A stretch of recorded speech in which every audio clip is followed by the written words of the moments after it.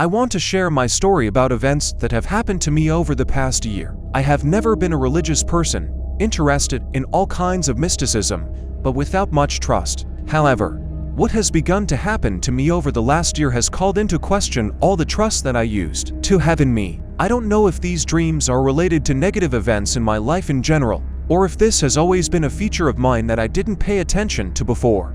I am a person with a rich imagination and creative mind. Always, as long as I can remember, I have had colorful dreams and no less colorful nightmares, but wrote it all off only to my exuberant imagination. In these dreams I saw incredible cities that mankind could hardly build in reality.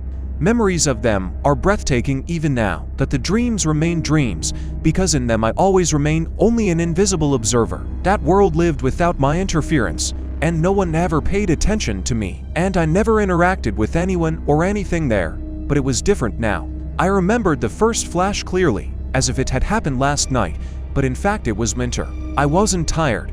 I hadn't watched any horror movies the night before, and the day had been as ordinary and boring as usual. I had another dream, very similar to reality. It had happened before, but I didn't pay attention and realized it was a dream when I woke up in bed in the morning. This time it was different. It started with the fact that I was at a friend's wedding, which, to my surprise, was held in a basement, which immediately alarmed me, but didn't scare me yet. The guests were strange too, but I couldn't understand why. They, like me, were having fun, singing songs, and I remember dancing and raising a toast to the happiness of the young. But then when I looked at my bloody hands, from which shards of glass were sticking out, I felt incredibly uncomfortable, because I felt no pain. Immediately my head signaled that I should get out of here, which I did and woke up. I woke up in my room, in my bed. The rest of the dream was still scary and I wanted to turn on the light to calm my frayed nerves. I got up and went to the light switch, but the light didn't turn on after a click. Thinking that a bulb had burned out in the room, I decided to go out into the hallway and turn on the light there. It felt as if I had woken up and everything was happening. So when I opened the door and noticed the silhouette of my neighbor in the hallway I live, in a rented apartment, I tried to call out to her, but she stood there without moving. Her long hair covered her face, and then I panicked again. And when she lunged at me, I barely had time to slam the door in her face before I woke up again. I was back in my bed, in my room, but I needed to turn on the light, so I quickly jumped out of bed, felt my legs start to tangle, and grabbed the headboard, ripping part of it off, and felt the shards digging into my palms. I finally felt like I was losing my mind. I realized again that I wasn't fully awake, and noticing a silhouette behind the closet that looked like my colleague from my current job, I tearfully asked him to help me, and when he asked me what was wrong, I explained in a confused way that I needed to turn on the damn switch to wake up. He helped me, and I woke up. It took about 5 minutes before I came to my senses, not realizing if I had finally woken up in the real world or if it was still a dream. The feeling of panic was simply unspeakable. Fortunately, I managed to turn on the light and somehow forget about it, writing it off as lingering stress from my grandmother's death 6 months ago. But it started to happen again, and regardless of the location, each time it happened, the fear went away.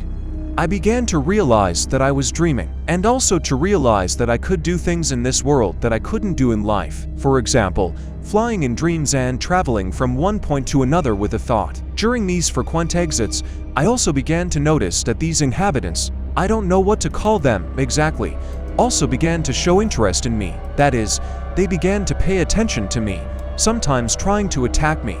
And this was another part of the stress that I would later wake up in the morning digesting the experience. Eventually, I don't know how, but I realized that I was stronger than them, and I started to fight back. I started reading about conscious dreams and the astral, and then the withdrawal stopped, already even showing the desire to go there. I could not do it, but in the apartment began to happen devilish things that were noticed not only by me, but also by my neighbor and my young man. For example, then things started going missing. Then, out of the blue, my mother's death and the division of property through the court with inexplicably appeared heirs. The blackest streak of my life began. One bad event was followed by another. It seemed that I had brought something from there, and it fed on my grief and grew stronger and stronger. No, I didn't go to church, but I started praying and trying to fight back as best I could. I just tuned myself that everything that was happening to me now was for the best, and I was getting stronger, and I even began to treat the devilishness going on in the apartment with humor. Having given the kleptomaniac the nickname Vasilievich, I stopped being afraid of him and began to perceive him as just a harmful neighbor sorcerer. I began to realize that the more cheerful I was, the sooner it would all be over. Now there was no fear left, and I no longer fell into such dreams. But what it was is still a mystery to me, and whether it is still here, still with me, is unknown.